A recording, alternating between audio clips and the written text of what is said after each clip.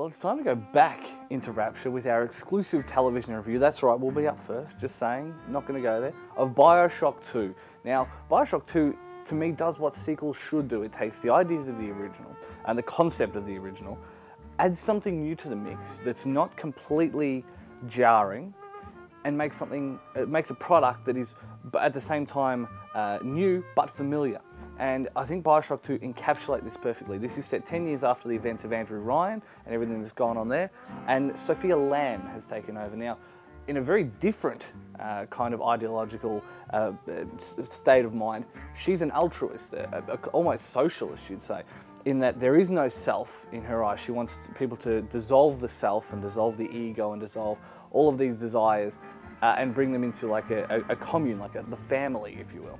Whereas Ryan was very much, you know, I am me, the Randian kind of, you know, the free marketeer and the whole lot like that. So it manages to really work because here you are, you're going through all these events, and I won't tell you what the actual story is. You go through these events and you're finding all these messages against Andrew Ryan. At the same time, you're finding ones for Andrew Ryan, you know, tucked away in messages and message logs and things like that. And you see the gradual shift in the psyche of Rapture. And you'd say this being just splices, it's a little bit interesting, but it manages to work. It does a fantastic job.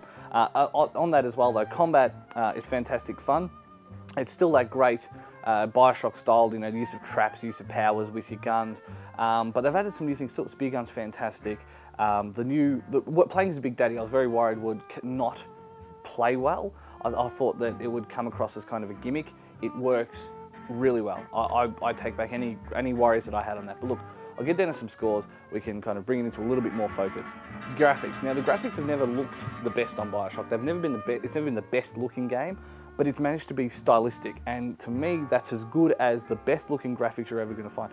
If you can come across with a fantastic art style and a cohesive universe in the way that it's pictured, I will go for that. That's why I've always been a fan of Wind Waker, of all of the cel-shaded Zeldas, because I think that there was a fantastic idea. It was a different way to do it, and it still came across. It's also good to see Andrew Ryan, when you go through Ryan Amusements, a little bit of a spoil. Well, not really a spoil, but anyway.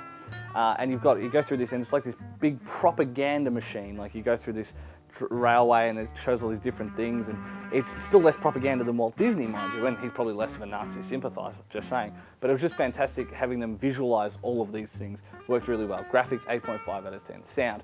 The voice acting is top notch. All of them sound that real kind of, you know, 50s, 60s kind of voices.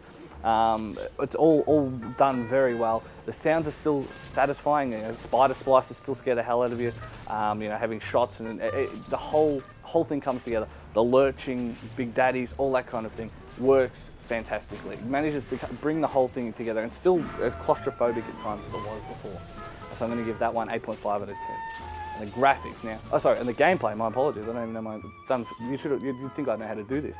The gameplay, now the gameplay has managed to introduce a few new elements. There's new weapons, there's new plasmids, there's new tonics, and the tonics are the bigger change. That said, it still plays really well.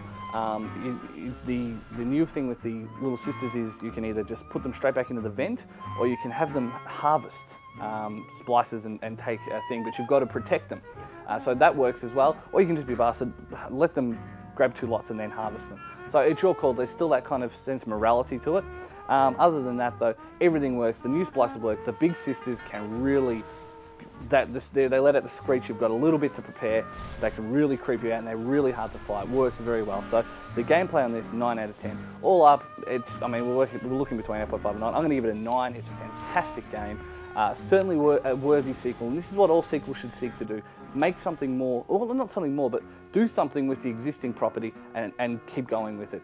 This 2K, this is how sequels are done. I tip my hat, and I'm sure there's going to be Bioshock 3. Let's hope you can keep it up.